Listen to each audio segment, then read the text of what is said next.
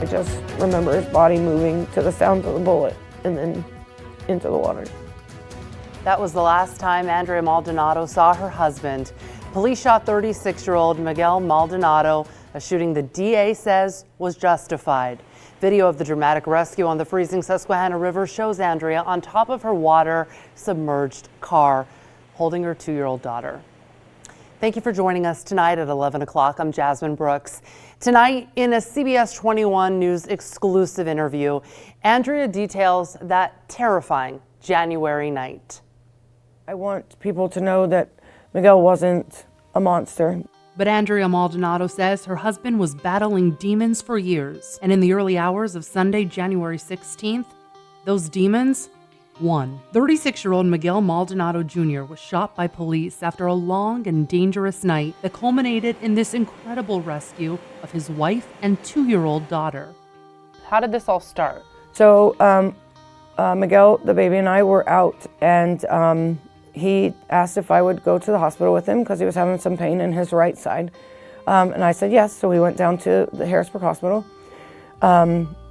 We got there about 7 p.m. after we'd eaten dinner. We got there, we checked in, he went for an EKG, and he got blood work done. But Andrea says 5 hours had gone by without word from medical staff. But by about midnight, he was just really overwhelmed, he was really frustrated, and he didn't want to wait any longer. Agitated and unhinged, Andrea says Maldonado insisted he and his family leave the hospital. We turned on 19th Street just like any other night. We were heading home, and all of a sudden he looks over at me, and it was like a totally different person.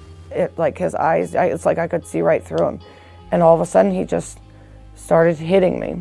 That's what I thought he was doing. I didn't know at the time that he had pulled out a knife and was stabbing me. Andrea says she was stabbed 13 times. In both of my hands, multiple times. My shoulder was multiple times across my neck, or across my chin right here, and then a couple times across my chest. Do you think he was trying to kill you?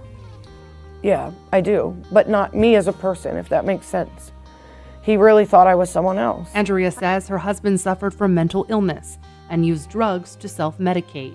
During his violent rage, Andrea says Maldonado crashed into a light pole. Her priority? Getting her daughter out of harm's way. He grabbed a hold of her leg and he's like, "You're not taking my daughter." So I got into the back seat with my daughter out of her car seat. And at that time I did try to call 911, but he hung the phone up. That's when Andrea says Maldonado headed for the Dock Street Dam. At no point did I ever think we're gonna go down there and we're gonna end up in the river. He literally, it was a split-second decision. As I'm dialing 911, I was paying attention to my phone, and the next thing I know is we're into the river. And I dropped my phone, my glasses fell off. I had the baby in my arms, she wasn't in the car seat. You're in the river. We're in the river. Now what? My first instinct was, I've got to get out of this car, because if this car goes under, we're all gone, we're done. And he looks at me and he says, "Oh my God, we're in the river." And I said to him, "What the F did you just do?" The three managed to get out before the car filled up with water. Andrea's phone was still inside, and that 911 call would eventually disconnect. The dock workers that were coming to check the machines on Sunday morning at 3:30 are the ones that came and they saw us. How long had you been on top of the car before you were discovered? For 2 hours. It's freezing outside. 2 degrees. 2 degrees. And the water's rushing past us. More than 8 hours since their trip to the emergency room, police arrive at the Dock Street Dam.